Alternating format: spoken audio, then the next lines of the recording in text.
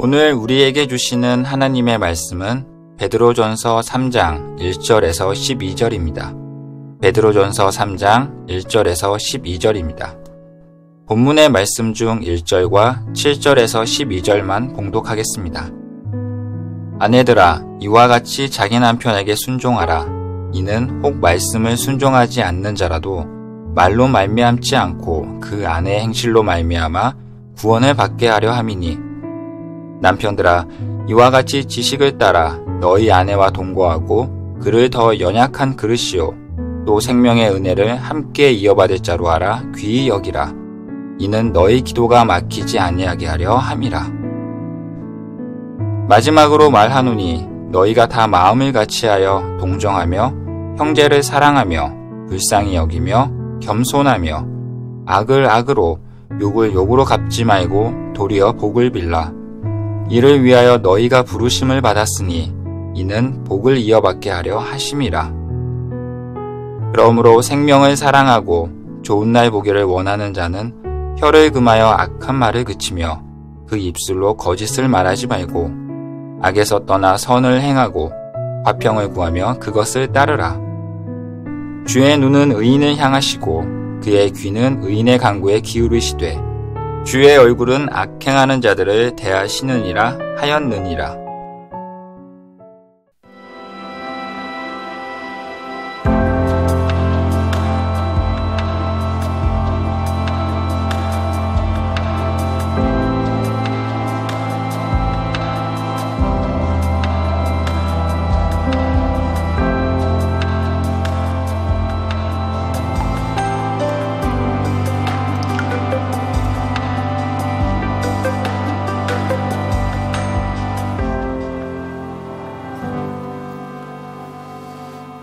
주일 12시 예배에 오신 여러분들 한 사람 한 사람을 주님의 이름으로 사랑하고 축복합니다. 오늘 아침에 이렇게 비가 와서 이렇게 갑자기 비가 와서 깜짝 놀랐는데, 오늘 이렇게 조금 비가 오고 이렇게 축 처진 날, 뭐 하기 좋은 날일까요? 예배드리기 참 좋은 날입니다. 그래서 오늘 우리 인터넷으로 예배드리는 미디어 교회 또 흩어진 분들에게 인사하기를 원하는데, 여러분 오셔서 보셨겠지만 비가 와서 낙엽이 떨어져서 단풍과 함께 길이 너무너무 예쁘죠.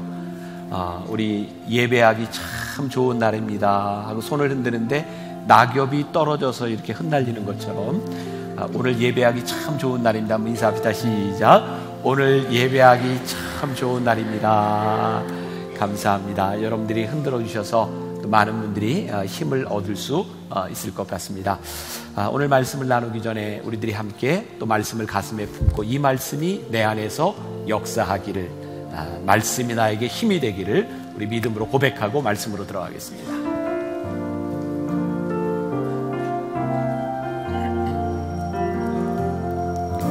내 삶에 들어온 주님의 말씀이 내게 빛이 되시니 내 삶의 어두운 절망 가운데 소망 보게 하시네. 말씀이 내게 역사하기를, 말씀이 내게 살아있기를, 하나님 말씀을 듣겠나이다. 주님의 음성을 듣겠나이다. 주님의 말씀을 듣겠나이다. 주님의 뜻대로 살겠나이다.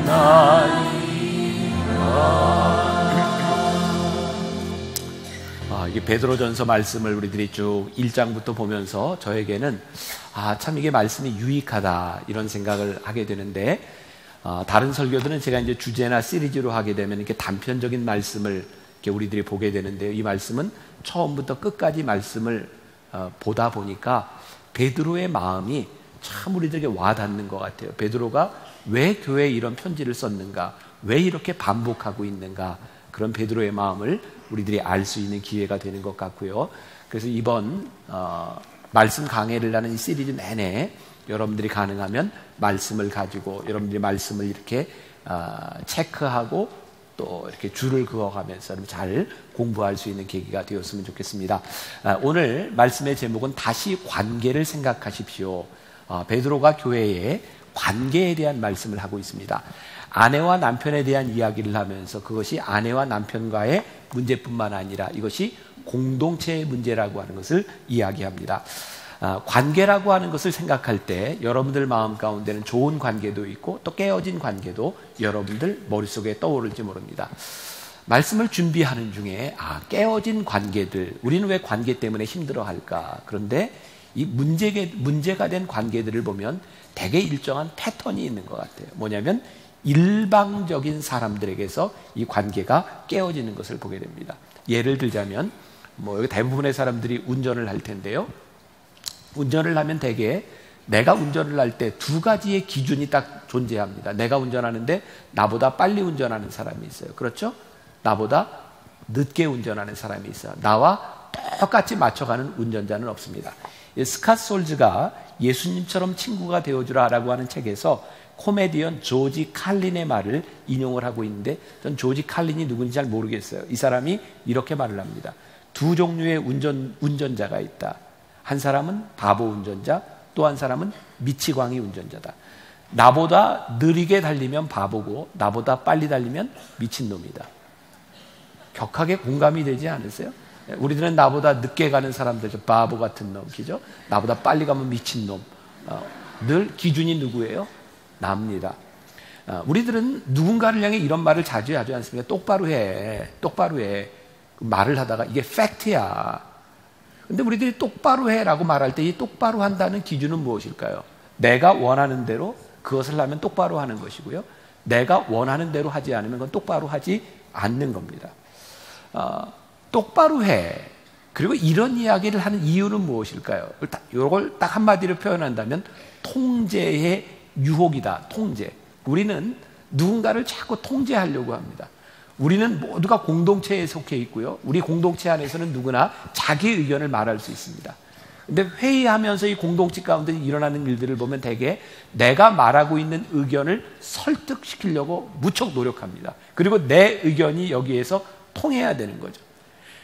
그래서 이게 하다 안 될 때는 우리들이 표결에 붙이기도 합니다. 그런데요, 내 의견이 제한되지 않고 내 의견이 묵살될 때 우리는 하늘이 무너지는 것과 그건 더 잘 되나 보자. 근데 내 의견대로 안 돼도 그렇게 잘못되지 않습니다. 우리가 깨닫게 되는 거죠. 내가 원하는 것들이 이루어지지 않아도 그렇게 잘못된 것은 아닌데 우리는 왜 그렇게 통제하려고 하는가. 그래서 요즘 우리가 흔히 많이 쓰는 말 내로남불이죠. 내가 하면 로맨스고 남이 하면 불륜이다. 이것도 확실하게 나의 기준에서 나 중심적으로 이야기하는 부분일 거예요. 오늘 말씀은 베드로서 기자가 부부의 관계를 가지고 이야기를 하고 있거든요. 부부간에 있어서도 제일 큰 문제가 그런 거죠. 아내는 남편을 통제하기를 원하고 남편은 아내가 내 말을 듣기를 원하는 거죠. 통제라고 하는 것은요, 늘 내가 옳다라고 하는 것을 시작합니다. 내가 옳다는 확신이 없다면 사람들에게 강요할 이유도 없는 겁니다. 여러분들에게 물어보겠습니다. 대개 가정에서 아내가 옳은가요? 남편이 옳은가요? 우리 집에는 가훈이 있습니다. 아내는 늘 옳다. 그게 가정이 평화롭게 살아가는 방법이 아니겠습니까? 네, 격하게 또 고개를 끄덕여서 감사해요.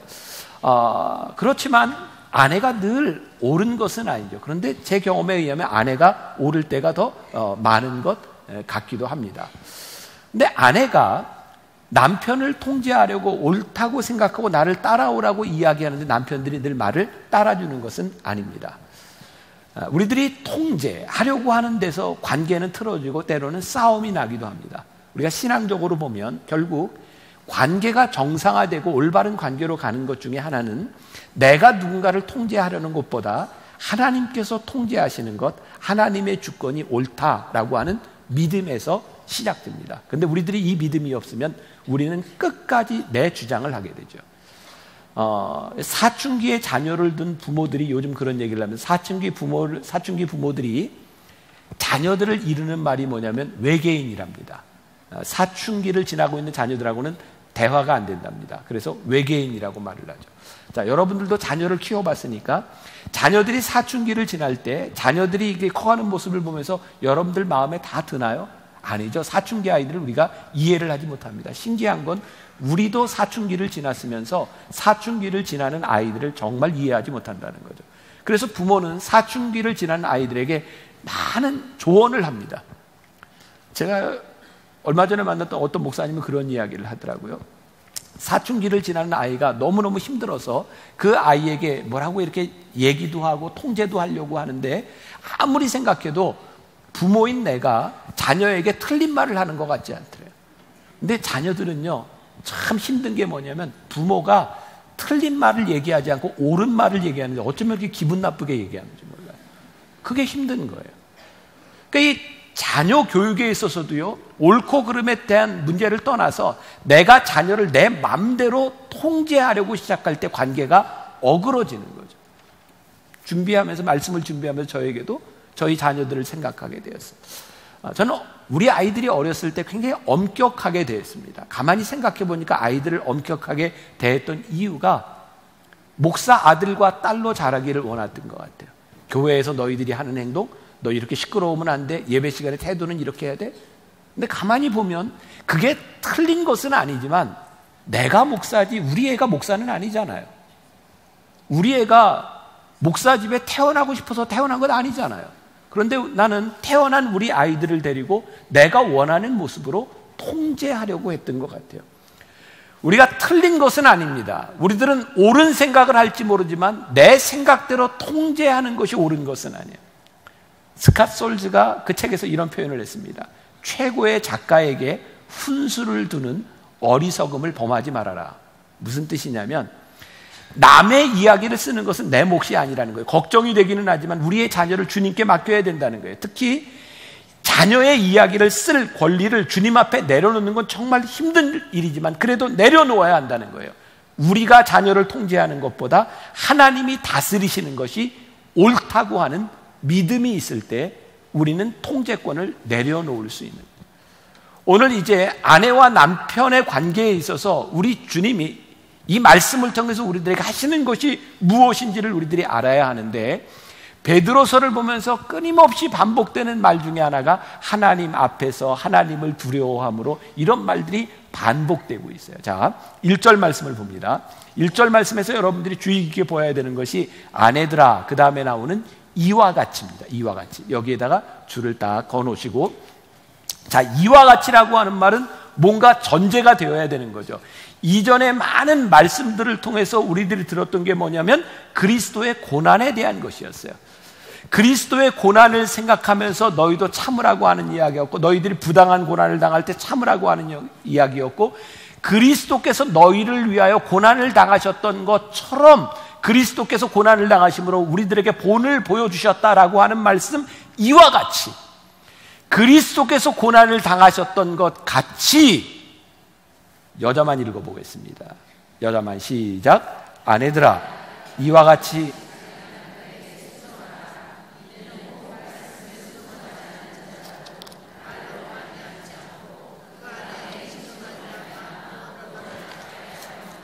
자, 우리 아내들이요 여기서 이와 같이 남편들에게 순종하라 했는데 이 말씀이 너무 감사하게 아멘으로 받아들여지세요? 남편에게 순종하는 거 참 쉽지 않습니다. 왜요? 남편보다는 여러분들이 늘 옳다고 생각하지 않나요? 남편들이 내 말만 잘 들으면 잘 될 것 같지 않나요? 남편에게 순종하는 것이 쉽지 않습니다. 그런데 이 말씀은요 더욱이 예수를 믿는 남편에 대한 이야기가 아니라 문맥을 통해 보니까 예수님을 믿지 않는 남편에게 순종하라는 거예요. 또 이전 말씀이 생각날 수 있어요. 세상 권세에 너희들이 복종하라고 이야기를 했어요. 주를 위하여 하나님을 위하여 너희들이 복종하라. 그런데 오늘 남편들에게 순종해야 되는 이유가 뭐냐면 말씀의 문맥을 통해 보면 하나님께서 너희 남편들을 향한 구원의 뜻을 가지고 있으니 너희들이 남편에게 순종하고 존경할 만한 해서가 아니라 그를 향한 하나님의 구원을 생각하며 남편에게 순종하라고 말씀하고 있는 거예요. 아내가 아무리 말씀을 전해도 듣지 않으려고 하는 남편, 그런데 그를 향한 하나님의 계획이 있음을 알기 때문에 이와 같이 그리스도께서 우리를 위하여 부당한 고난을 당했던 것처럼 아내들아 남편에게 순종하라고 말씀하고 있는 거예요. 사람을 변화시키는 것은요, 강요가 아닙니다. 그것은 감동입니다. 남편 때문에 힘들어하는 아내들이 명심할 필요가 있는데, 남편을 구원하는 것은 잔소리가 아니고 남편들을 통제하려는 것이 아니고 순종해야 되는 이유가 내 남편을 향한 하나님의 구원의 계획이 있음을 기억하며 너희들이 순종해야 되는데, 이 순종을 어떻게 하라고 하냐면 3절에 보니까요, 너희의 단장은, 이제 남편에게 잘 보이려고 너희의 단장은 머리를 꾸미고 금을 차고 아름다운 옷을 입는 외모로 하지 말고, 자 4절 말씀, 오직 마음에 숨은 사람, inner self라고 되어 있어요. 내 내적 사람이 온유하고 안정한 심령에 썩지 아니할 것으로 하라. 이는 하나님 앞에서 값진 것이니라. 남편들을 구원하기 위해서 우리들이 하는 것들이요, 이게 외적인 것이 아니라 너희 마음에 진짜 온유한 것을 가지고 해라. 그게 하나님 앞에 값진 것이다. 하나님 앞에 계속해서 반복되는 말이죠. 하나님을 의식하고 하나님을 두려워함으로, 남편을 대하는 데 있어서 이와 같이 그리스도를 생각함으로 하나님 앞에서 너희들이 어떻게 남편을 대할지를 생각해라. 그래야 관계가 제대로 된다고 하는 말씀이죠. 오늘 3절과 4절 말씀에 비교하고 있는 것, 금을 차고 아름다운 옷을 입는 것이 아니라 너희들의 마음속에 내적인 온유함이라고 하는 것이 무엇인가? 우리 많이 알려진 이야기인데요, 맹자가 나이 들었을 때 제자들이 와서, 한 제자가 이렇게 물었습니다. 선생님, 부드러운 것과 강한 것 어느 것이 더 오래갑니까? 그때 나이 많았던 맹자가 자기의 입을 보여줍니다. 보아라. 그랬더니 이는 다 빠지고 혀만 남았습니다. 이가 그렇게 딱딱한 줄 알았더니 이는 다 빠지고 부드러운 혀만 남았느니라. 온유함이 오래간다는 얘기죠. 여기에서 온유함이라고 하는 말이 성경의, 영어 성경에 gentle이라고 그래요. gentle. 저는 예수를 믿으면서 우리들에게 예수 믿는 가장 큰 증거가 드러나는 것이 남자고 여자고 상대방을 대할 때 예의 바르고 젠틀하고 온유한 것이 참 중요하다고 생각하거든요. 근데 우리들이 젠틀하다고 하는 것은 무슨 의미일까요? 누군가에게 우리들이 젠틀하기 위해서는요, 그 사람 앞에 조심해야 되는 거예요. 상대방을 배려하는 거예요. 상대방을 생각하는 거예요. 우리가 젠틀하기 위해서는 또 하나 전제되어야 되는 것이 있는데, 상대방의 상황과 상대방의 말을 듣지 않으면 우리는 절대로 젠틀해지지 않습니다. 요즘 저에게 저 스스로 경계하는 것 중에 하나입니다. 저도 이제 나이가 좀 들어가는 것 같아요. 지난주에 깜짝 놀랐어요. 흰머리가 이렇게 많이 갑자기 난 것 같아요. 그렇죠? 그러니까 제가 이제 연세 든 분들한테 이렇게 얘기할 수 있을 거예요. 저도 늙어가니까, 저도 나이 들어가니까. 제가 요즘 어떤 그룹에서 젊은 사람들과 이야기할 때 깜짝깜짝 놀래요. 어느 날 내 모습을 보니까 내가 너무 말을 많이 하고 있는 거예요. 말을 많이 하고 있다고 하는 것은 뭐냐면, 내가 자꾸 젊은 사람들을 가르치려고 하고 있는 거예요. 제가 젊었을 때 나이 많은 어른들을 바라보면 그게 참 싫었던, 시대가 틀리고 많은 상황들이 달라졌는데 무조건 가르치려고 하는 어른들을 바라보면 우리가 혼이 꼰대. 근데 어느 날 내 모습을 보니 꼰대가 되어가고 있는 거예요. 남을 의식하고 남을 배려하려고 하는 것이 아니라 내가 말을 많이 하고 내가 많이 통제하려고 하는 거죠. 이렇게 가다 보면 사람들이 나에게서 떠나갈 것입니다. 나를 싫어하게 될 것입니다.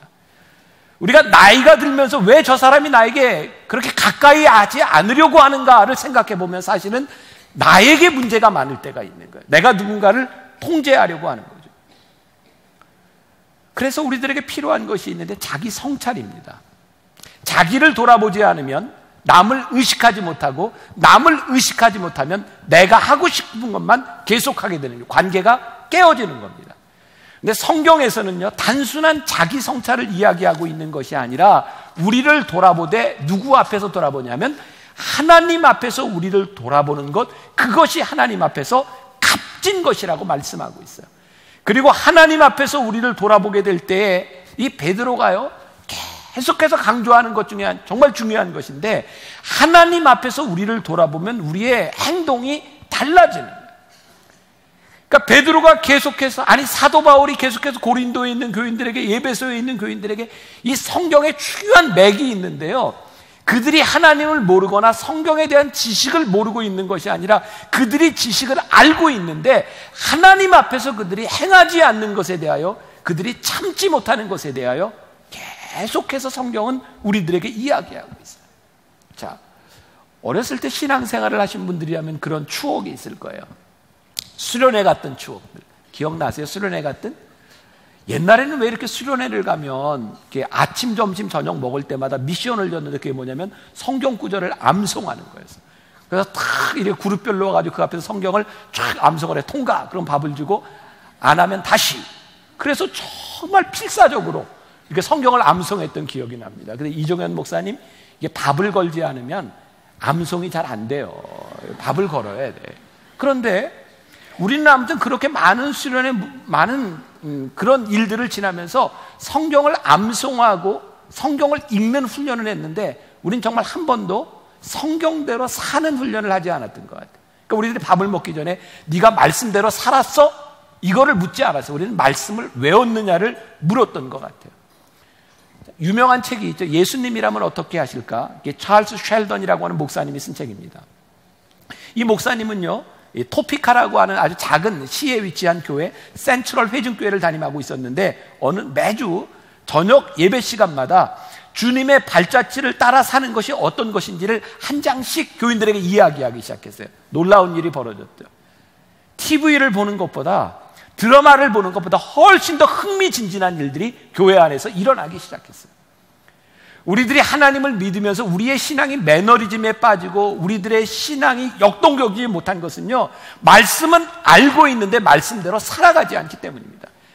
이 말씀은, 오늘 여러분들과 함께 나누는 말씀은 여러분들에게 하는 이야기일 뿐만 아니라 저에게 하는 이야기이기도 하고, 오늘 이 말씀을 듣는 우리 모두에게 해당되는 이야기인데, 정말 흥미진진하게 우리의 인생을 바꾸시는, 우리의 관계를 회복시키시는 하나님의 역사를 경험하기 위해서는 우리들이 말씀 앞에 서서 하나님 앞에 값진 그 말씀을 우리들에게 어떻게 살아내느냐에 대한 문제죠.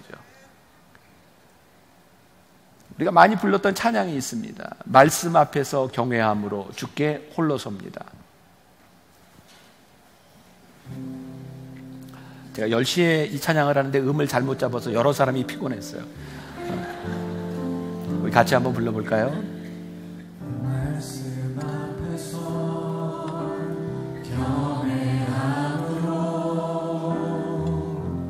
주께 홀로 섭니다.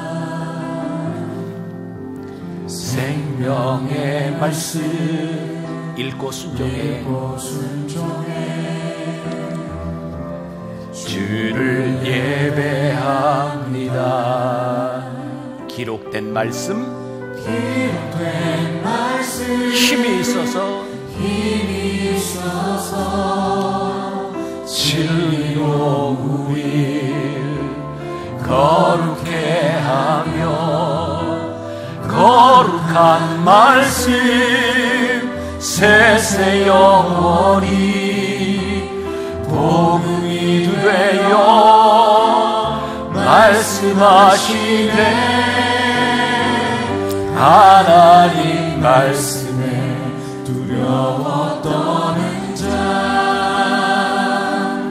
이 말씀에 생명을 거는 자 한 사람 찾으시는 주님의 약속을 믿어. 하나님 말씀에 운명을 거는 자,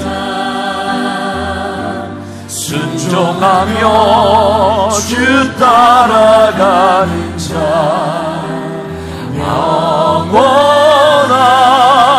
하나님 나라 이루어 주의 교회여 일어나. 보세요. 하나님 말씀에 두려워 떠는 자, 그 말씀에 생명을 거는 자, 하나님 말씀에 운명을 거는 자, 그 말씀에 순종을 하는 자. 이 찬양이 저기 굉장히 도전이 되었어요. 하나님의 말씀에 우리가 운명을 거는가, 하나님의 말씀에 우리들이 생명을 거는가, 그 말씀을 따라 순종하며 살아가는가. 우리들이 말씀을 지식적으로는 알고 있지만 그 말씀에 순종하지 않기 때문에 그 말씀이 그냥 우리들에게 의무로 머물러 버리는 거예요. 톨스토이 소설 중에, 단편 중에 새 수도사라고 하는 글이 있어요. 그 이원석 목사가 쓴 공부하는 그리스도인이라는 책에 나오는 내용인데요, 러시아의 외딴 섬에 3명의 수도사가 살고 있었답니다. 한 주교가 그 섬에 찾아가서 보니 이 수도사들이 세상에 주기도문도 모르고 있는 거예요. 그래서 주교가 세 수도사에게 주기도문도 가르쳐주고 여러 것을 가르쳐주고 섬을 떠났습니다. 배를 타고 막 가는데 저기 바다 위에 그 3명의 수도사가 막 걸어서 오는 거예요. 그러더니 주교에게 이렇게 말을 합니다. 주교님, 죄송합니다. 주교님이 가르쳐주신 주기도문을 잊어버려서 다시 한번 가르쳐주세요. 그때 주교가 이 사람들을 향해서 이렇게 말을 합니다. 하나님의 노인들이시여, 여러분들의 기도는 이미 하나님께 닿았습니다. 당신들을 가르칠 사람은 내가 아닙니다. 오히려 당신들이 죄 많은 우리를 위해 기도해 주십시오. 주교가 무엇을 깨달은지 아세요? 나는 주기도문을 가르치려고 갔는데 그들은 하나님의 말씀을 믿고 능력을 따라 살고 있는 거였어요. 그들에게 필요한 것, 윤리적 실천에 대한 문제, 그것이 아니라 이들은 이미 자연스럽게 믿음을 따라 살아가고 있고 그것이 더 감동적이고 그것이 더 능력이 있었던 거죠. 우리는 하나님의 말씀을 지식적으로 알면서 규칙을 정해놓고 이게 신앙이다라고 생각을 하죠. 그런데 아무리 많은 규칙을 세워놔도 그 규칙을 지키며 살아가는 것은 부족합니다. 우리는 또 많은 규칙을, 더 많은 규칙을 세울 수밖에 없어요. 그리고 규칙을 세울 때마다 우리는 부족할 수밖에 없는 거죠. 우리가 하나님 앞에 선다고 하는 것은, 하나님을 두려워한다고 하는 것은 어떤 규칙을 만드는 것이 아니에요. 우리들이 하나님 앞에서 살아가게 될 때 우리들의 삶에 만들어진 우리 성품에 대한 문제죠. 우리들이 하나님의 말씀을 듣고 따라가는데 그것을 우리들의 습관화하기 위해서는 노력이 필요하거든요. 이거 힘들어요. 어느 날 우리들이 노력을 하다 보면 그게 의무처럼 느껴질 때가 있어요. 우리 신앙의 문제는 뭔지 아세요? 그 의무에서 머무르는 거죠. 그런데 우리들이 의무처럼 느껴지는 이 신앙이 어느 날 우리들의 삶에서 의무가 아니라 자유스럽게 느껴집니다. 그때 그 말씀이 우리들에게 성품이 되는 거예요. 그러니까 우리들이 이 말씀을 행하고 산다고 하는 것은 의무의 차원과 규칙의 차원이 아니라 이것이 우리들에게서 성품이 되어지는데 이것이 쉬운 일이 아닌 거예요. 하나님의 말씀 앞에 생명을 걸고 하나님의 말씀에 우리들의 운명을 걸지 않으면 이것이 그렇게 쉬운 일이 아닌 거예요. 그러니까 우리들이 지식이라고 하는 것은요, 가이드라인이지 지식이 진리는 아니라고요. 자, 이제 남편들의 이야기로 넘어갑니다. 자, 7절 남편들만 한번 읽어봅시다. 자, 7절 시작. 남편들아, 이와 같이 지식을 따라 너희 아내와 동거하고 그를 더 연약한 그릇이요 또 생명의 은혜를 함께 이어받을 자로 알아 귀히 여기라. 이는 너희 기도가 막히지 아니하게 하려 함이라. 이제 남편들에게 이야기하고 있는데요, 이와 같이는 뭘까요? 앞에서 이야기했던 그리스도가 고난을 받으셨던 것처럼, 그리스도께서 우리들에게 본을 보이셨던 것처럼 남편들아, 이와 같이 너희도 지식을 따라 아내와 동거해라. 자, 남편들에게 지식을 따라 아내와 동거하라고 하는 말씀은 무슨 의미냐면 너희들이 아내를 잘 이해해야 된다 이 말이에요. 자, 무슨 말씀이 계속해서 나오고 있냐면, 첫째는 아내는 너와 함께 사는 사람, 너와 함께 동거하는 사람인 것을 먼저 알아라. 두 번째, 너희가 아내를 존중해야 되는 이유가 있는데 아내는 너보다 연약한 존재다. 그걸 깨달아 알라고 말씀하였고, 세 번째, 너희들이 아내를 존중해야 되는 이유가 있는데 왜냐하면 하나님께서 주시는 소중한 은혜를 너희들이 함께 이어갈 사람이 아내라고 하는 것을 기억하라는 거예요. 아주 중요한 말씀이에요. 2부 때 많은 분들이 당황하셨어요.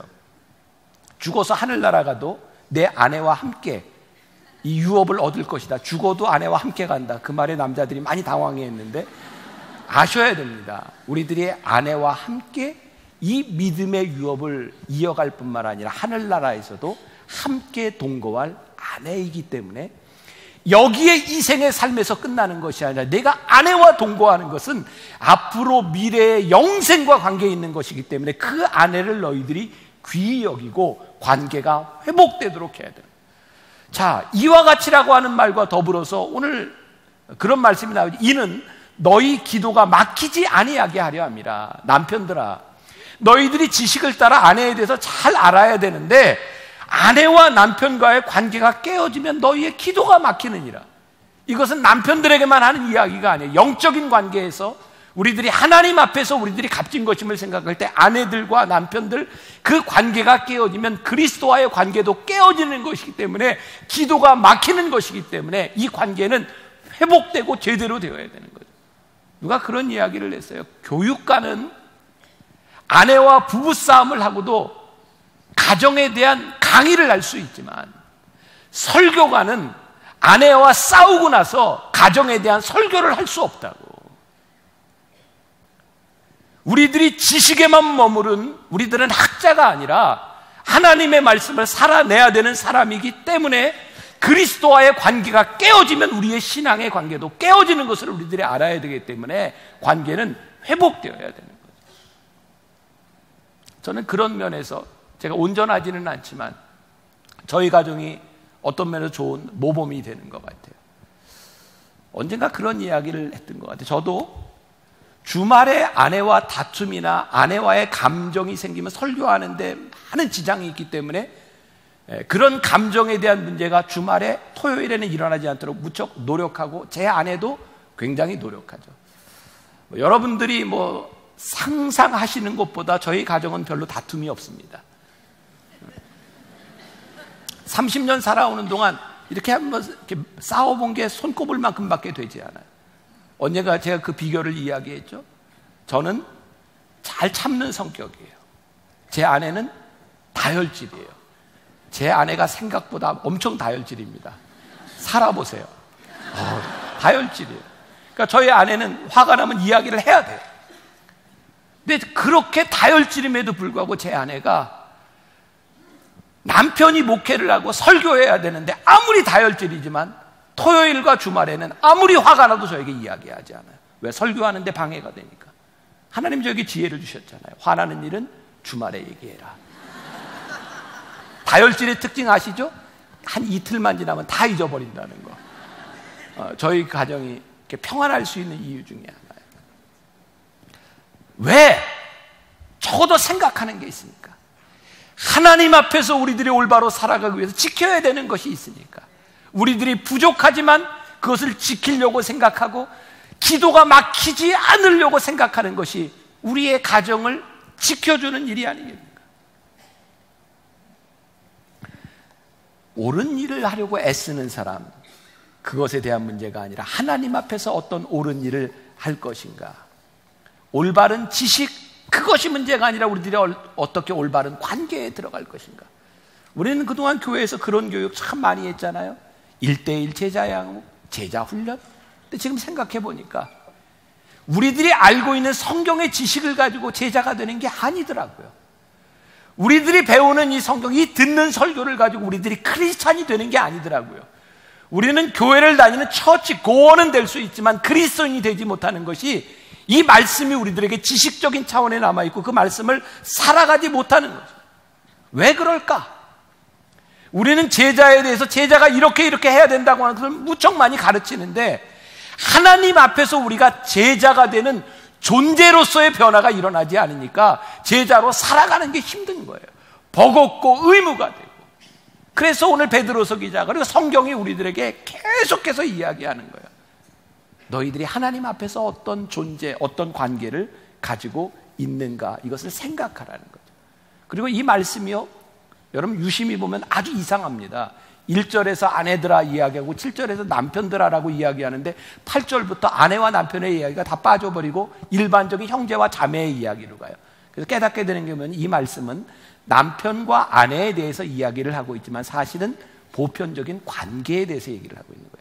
8절부터 12절 같이 한번 봅니다. 시작. 마지막으로 말하노니 너희가 다 마음을 같이하여 동정하며 형제를 사랑하며 불쌍히 여기며 겸손하며 악을 악으로 욕을 욕으로 갚지 말고 도리어 복을 빌라. 이를 위하여 너희가 부르심을 받았으니 이는 복을 이어받게 하려 하심이라. 그러므로 생명을 사랑하고 좋은 날 보기를 원하는 자는 혀를 금하여 악한 말을 그치며 그 입술로 거짓을 말하지 말고 악에서 떠나 선을 행하고 화평을 구하며 그것을 따르라. 주의 눈은 의인을 향하시고 그의 귀는 의인의 간구에 기울이시되 주의 얼굴은 악행하는 자들을 대하시느니라. 이제 형제와 자매들에게 이런 말씀을 하고 있어요. 그리고 하나님께서 우리를 부르신 이유가 뭐냐면 너희들이 악을 악으로 갚지 말아라, 욕을 욕으로 갚지 말아라, 그리고 오히려 너희들이 복을 빌어라. 우리가 지지난주에 암송했던 베드로전서 2장 9절 말씀, 우리를 거룩한 족속이요 왕같은 제사장으로 우리를 부르신 이유, 택하신 백성이 된 이유가 뭐냐면 우리를 어두운 데서 불러내어 주의 거룩한 빛에서 그의 아름다운 덕을 선전하도록 우리를 부르신 이유가 분명하다는 거예요. 이 말씀이 지식의 차원에 머무는 것이 아니라 우리들로 하여금 이렇게 살도록 우리를 부르셨다는 거예요. 근데 우리들의 관계가 많이 깨어져 있는 거예요. 유명한 소설가 마크 트웨인이 이런 말을 했습니다. 나는 개와 고양이를 한 우리 안에 넣어보았다. 뜻밖에도 그들은 내 기대를 뛰어넘어서 잘 지내는 모습을 나에게 보여주었다. 나는 이번에는 새와 돼지와 염소를 한 우리 안에 집어넣었다. 그들은 약간의 적응하는 시간이 필요했지만 마침내 그들도 더불어 잘 지낼 수 있었다. 나는 이번에는 장로교인과 감리교인과 침례교인을 한 우리 안에 함께 있도록 했다. 그런데 그들은 결코 잘 지낼 수 없었다.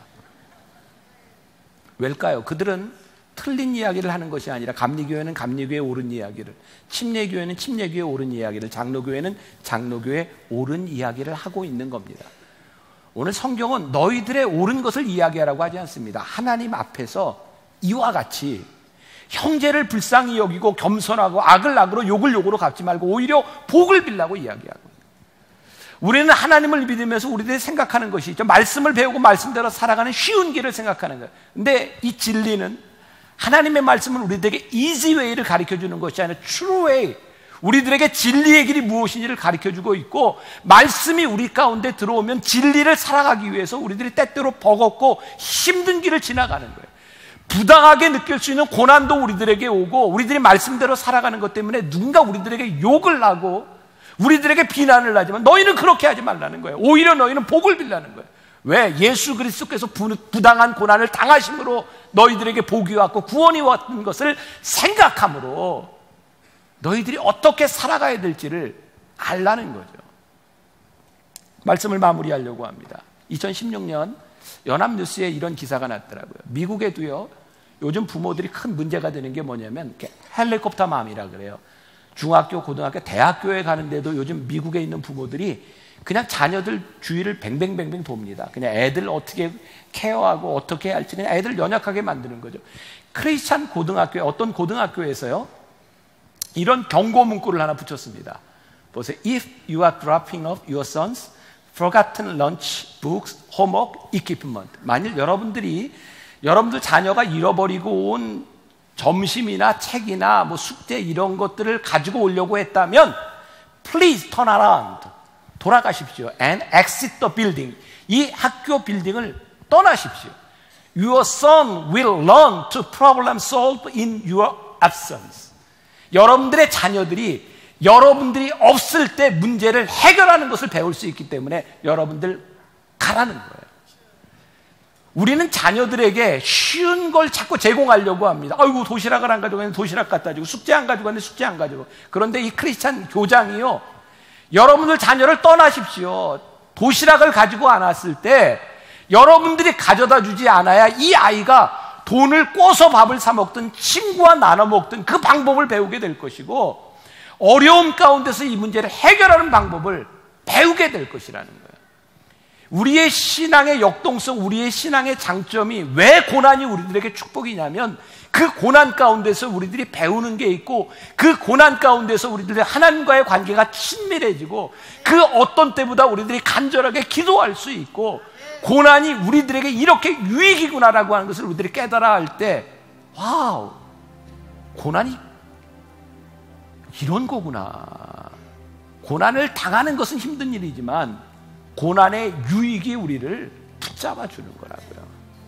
관계가 깨어져서 흐트러졌고 힘드세요? 하나님 앞에서 값진 것이 무엇인지를 생각하며 우리들에게 회복되어야 되는 것들. 고난 당함이 우리들에게 유익임을 알기 때문에 세상과 다른 말씀 앞에 우리의 생명을 걸고 운명을 걸고 살아가는 사람들, 이 그리스도인들이 되라고 우리들에게 말씀하고 있는 거예요. 한 주간 여러분들의 삶에서 이런 그리스도인의 역사가 나타나기를 주님의 이름으로 간절히 축원합니다. 우리 한번 말씀 앞에서 우리 다 한번 찬양하며 고백하면 좋겠습니다.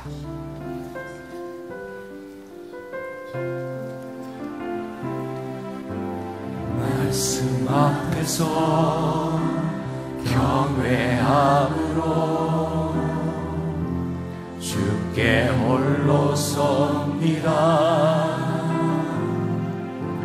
생명의 말씀 읽고 순종해 주를 예배합니다. 기록된 말씀 힘이 있어서 진리로 우리 거룩해 하며 거룩한 말씀 세세 영원히 복음이 되어 말씀하시네. 하나님 말씀에 두려워 떠는 자, 그 말씀에 생명을 거는 자, 항상 찾으시는 아버지 하나님, 우리가 하나님의 말씀 앞에 생명, 주님 하나님의 말씀 앞에 하나님의 말씀 앞에 두려워 떠는 자들, 그 말씀이 우리들에게서 역사함을 아버지 하나님 간절하게 주의 말씀을 붙드는 자들이 되기를